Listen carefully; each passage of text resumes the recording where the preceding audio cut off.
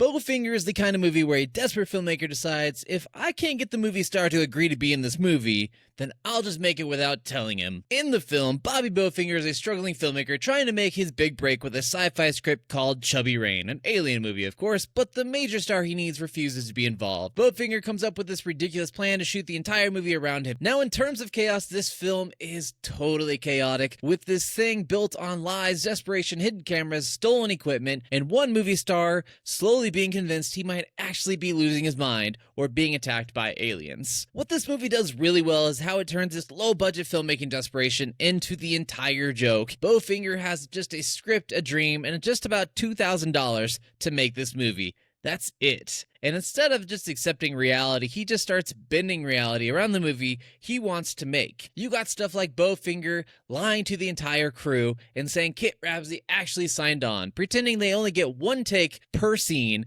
and every time have to hide the cameras because Kit is too immersed in his role. Shooting scenes from across restaurants, parking lots, and public places like the world's most illegal indie film. And somehow editing all of this together like it always was the plan. And that's part of its fun.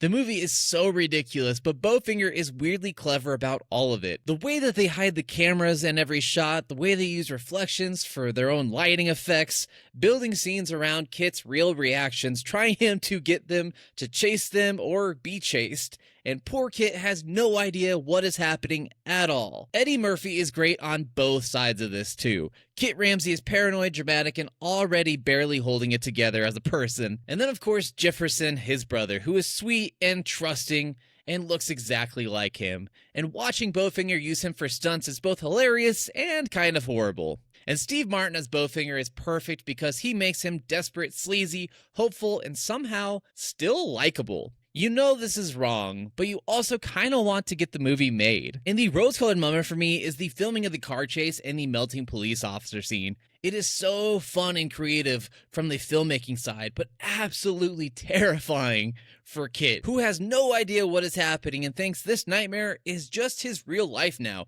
and he just accepts everything at this moment.